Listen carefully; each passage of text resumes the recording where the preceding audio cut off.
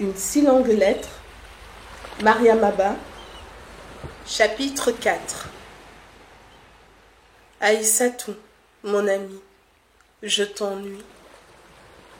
Peut-être à te relater ce que tu sais déjà. Je n'ai jamais autant observé parce que n'ayant jamais été autant concernée. La réunion familiale, tenue dans mon salon ce matin, est enfin terminée. Tu devines aisément les présents. Dame belle-mère, son frère et sa fille Binetou, encore amaigris. Le vieux Tamsir, frère de Modou et l'imam de la mosquée de son quartier. Maldoba, ma fille, et son mari, Abdou. Le miras, ordonné par le Coran, nécessite le dépouillement d'un individu mort de ses secrets les plus intimes. Il livre ainsi à autrui ce qui fut soigneusement dissimulé.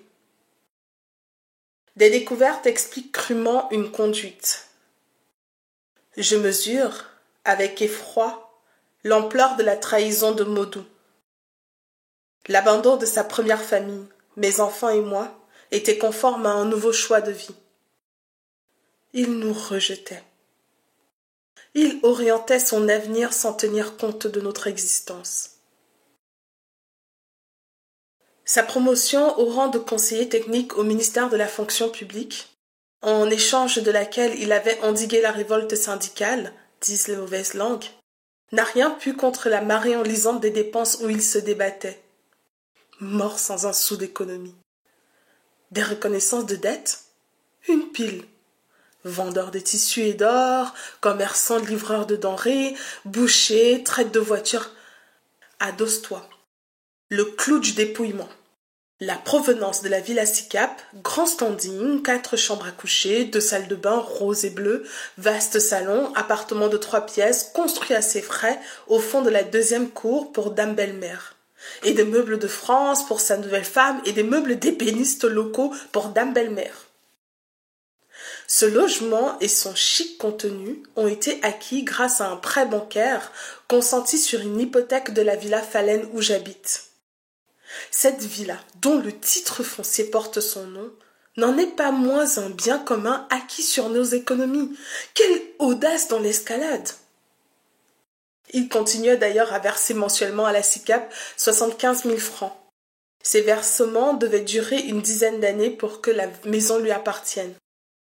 4 millions empruntés avec facilité, vu sa situation de privilégié, et qui avait permis d'envoyer Dame Belle-Mère et son époux acquérir les titres de Hadja et de El Hadj à la Mecque, qui permettait également les changements continuels des Alfa Romeo de Binetou à la moindre bosse.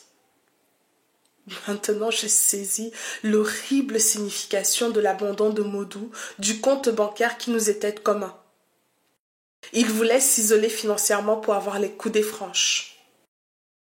Et puis, ayant retiré Binetou du circuit scolaire, il lui versait une allocation mensuelle de 50 000 francs comme un salaire dû. La petite, très douée, voulait continuer ses études, passer son baccalauréat. Modou, malin, pour asseoir son règne, entendait la soustraire au monde critique et impitoyable des jeunes. Il acquiesça donc à toutes les conditions de la rapace Dame Belle-Mère et avait même signé un papier où il s'engageait à verser tous les mois la dite somme. Dame Belle-Mère brandissait le papier car elle croyait ferme que ces versements devaient continuer même à la mort de Modou sur l'héritage. Ma fille Daba, elle, brandissait un constat d'huissier daté du jour de la mort même de son père qui indiquait tout le contenu de la Villa Sicap. La liste fournie par Dame Belle-Mère et Binetou ne mentionnait pas certains objets et meubles mystérieusement disparus ou frauduleusement soustraits. Tu me connais excessivement sentimentale. Ce qu'on exhibait de part et d'autre ne me plaisait pas du tout.